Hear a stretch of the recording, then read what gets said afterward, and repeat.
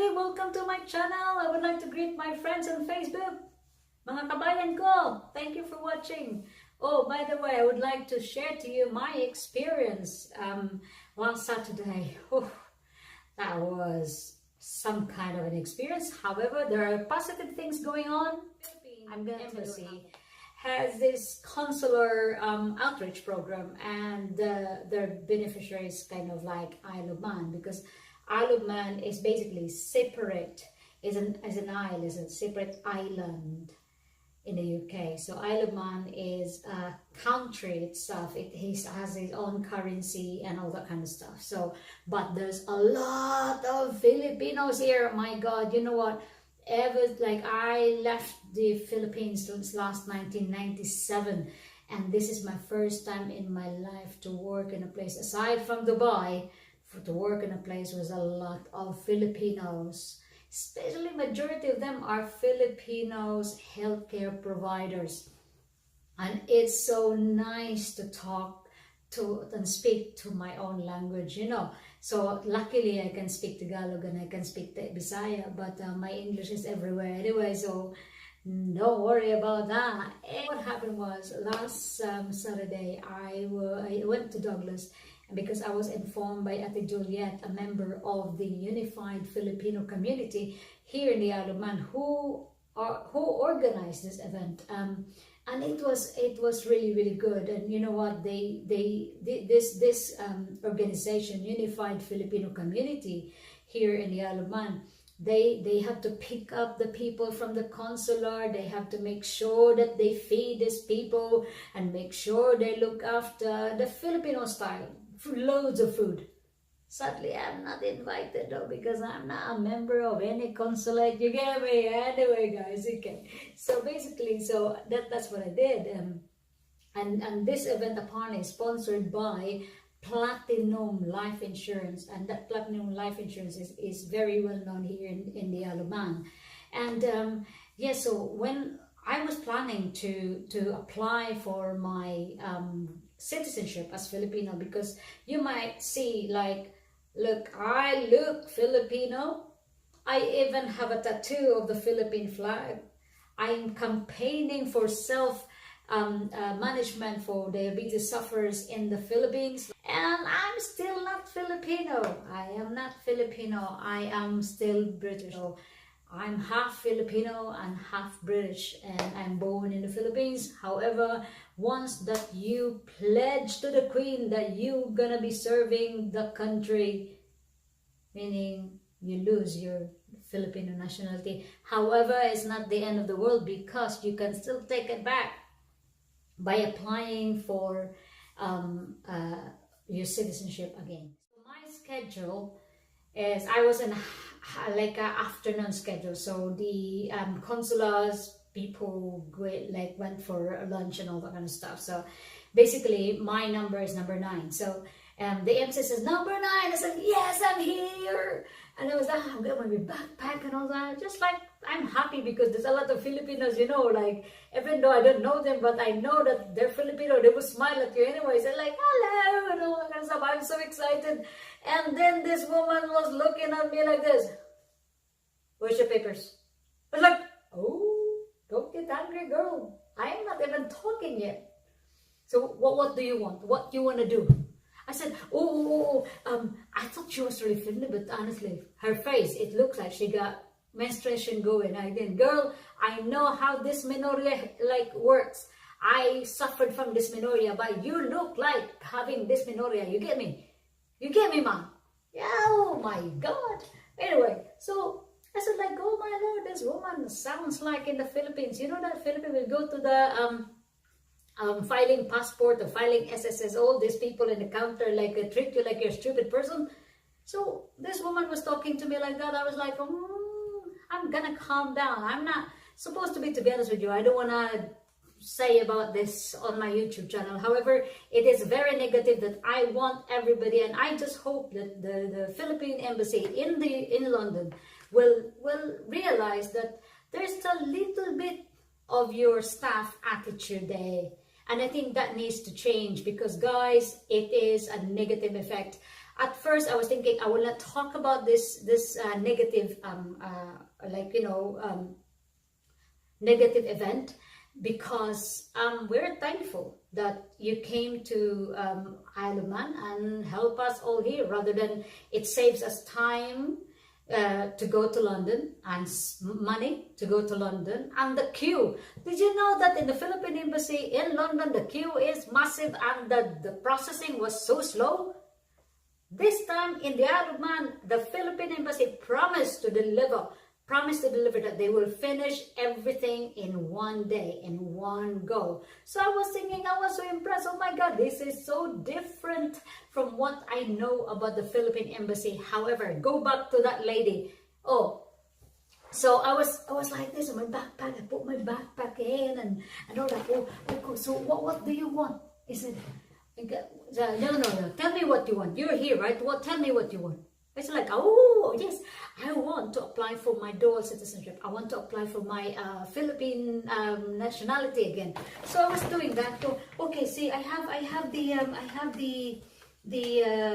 what do you want again? I was doing that. So I have it to apply really. So I was thinking, oh, I got that kind of certificate. I got that form. Hold on a minute. I was doing that. She said, no, give it to me, give it to me. So I was like, oh, all right. So I give her the paper, okay. So I said, what do you want to do? I said, oh, well, that's what I said. I want to have dual nationality. And I was doing that, trying to basically anticipate what she wanted. So I was like, oh, okay, you have the paper. So I pulled everything out. I pulled everything out, right? So just to make sure that I know, I'm ready for her, because she's a bit of a temperamental. She's a bit like of a hormonal situation. So I was doing that. And then she said, oh, where's your application? Go application, hold on a minute. And sadly, my paper fell over and then it was everywhere. So I can't really, something accident happens, So I was thinking, okay, so what do you need exactly? Oh, yes, I photocopy everything. I got this, yeah, photocopy everything. Yes, I want to apply for my dual citizenship and the registration of my son, late registration of my son, because obviously he was born here in the UK and all that kind of stuff. So I said, so I have that, yeah, apparently we need 2 copies of that. So I didn't realize, yeah, they give me some kind of list. What is the list in here? There's a list basically. Yeah, there's a list for you to fill in, and then so I was doing that. It's like, oh, okay, annunciation, affidavit of annunciation of the Philippine citizenship, and citizenship retention and reacquisition, whatever, that kind of thing. I need 2 of those. So I filled that form and all that kind of stuff, and she said, how many did you fill in? I said, like, 1. I got another 1. I can fill it in. Can I come back? I was thinking that. And she was like, oh my God, you're not even ready. Do you have all the papers that you need? I go, well, to be honest with you, I look under the requirements, but some of them I don't understand, because you're talking about certification. What certification? I got British passport. British passport. That's already a certification. So, no, I want the piece of paper. I want the piece of paper. Go, what piece of paper? Oh my God, they're talking about this. So, when you get your nationality in the UK, you will get the certificate, isn't it? And some of them are on a frame, and some of them are laminated, isn't it? But I don't know where is mine really. I don't really know. I think when I applied for my passport, I think I sent it them, and after that I lost it. I don't know. But I can order it again, you know what I mean? But she said, she was so angry with me. Honestly, I was like, and I said to her, girl, if I don't qualify because I miss like documents, it's okay. It's okay. Don't worry, I'm not forcing you. I'm not telling you that please consider my passport. If that's the requirement, that's the requirements. You get me? And then she said, well, yeah, so that's the important. So make sure that you have this and that. Because like, okay, just like that, you know what I mean? Like, just be nice. You know, be nice to people. When you talk to people, be nice. You know what I mean? So she was like, I said like, oh, can you, I have the Filipino passport. Does it mean anything? No, doesn't mean anything. You throw it away. This passport is no longer exist. Yeah? That is thrown away. British passport doesn't mean nothing. They want the paper to say your citizenship paper. So guys, Filipinos, if you ever plan to get your dual nationality again, to get your Filipino nationality again, make sure that you keep your, I cannot really show you my information, but to keep that certification, the one that I'm showing you now, yeah? Keep that because you need it. So basically, I did that. And then I have a big problem. My birth certificate is looking like this. Yeah, I'm not sure if you can see that. Yeah, I cannot even read it. I'll show you. My name is Baby Aligra Villa Hermosa. Yeah, not my real name. However, they put like supplemental report for first of name or child. They put the name on, but Aligra is not even my middle name. My middle name is Villa Hermosa. My passport is so different from my birth certificate. Now I have to argue about I have to argue about it because I need to justify how did I get a Philippine passport with my current information. My current information is not the same as my birth certificate. However, this birth certificate is also wrong. It's wrong because you need the birth certificate with yellow color with a barcode. So basically, that one as well, that evidence is also not valid. So I said, oh, all right then. So how about my registration of marriage? So my husband and I, this is my report of registration marriage, right? So this is my husband and I. Yeah, we registered our marriage long time ago in 2002, right? Apparently, this one as well is not the right one. I have to order another certification, blah blah blah, online, and I'll give you the link on the description box. And also have a look, that's the link of it. So basically, I wasn't stressed, but I was a bit disappointed of the girls, that woman, customer service woman who's from member of the Philippine Embassy, acted the way she was, acted the way she did. She act like she thinks that I am stupid. I thought that it was just, it's only one off.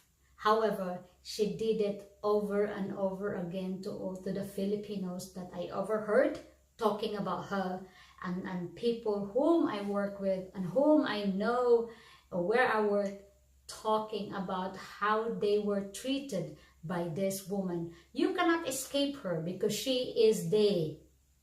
You have to go to her. And I know that you have to be strict of all the requirements, you know, because it's a legal form.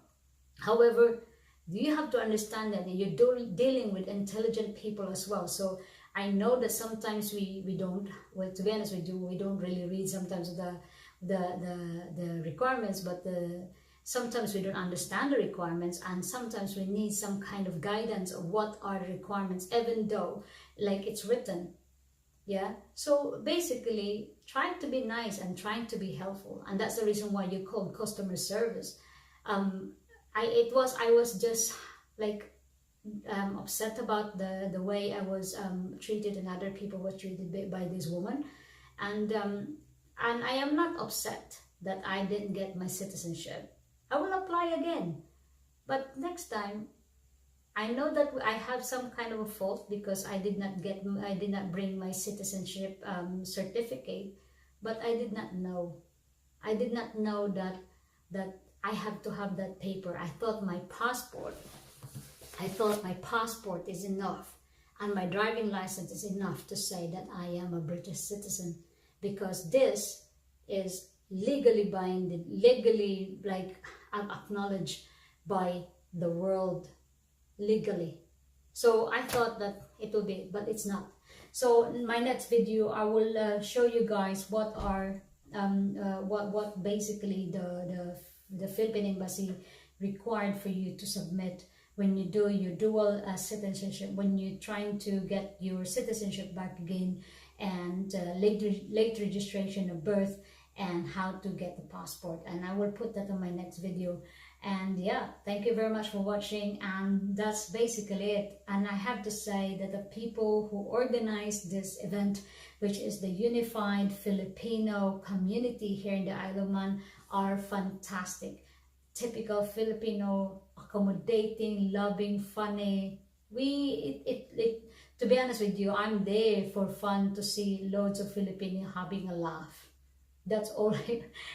That's the Filipino spirit I want. I want that, you know what I mean? Because in Cornwall, it's only few of us out there, and then ALBC was there, BDO was there, and then the lady from OWA, I love her.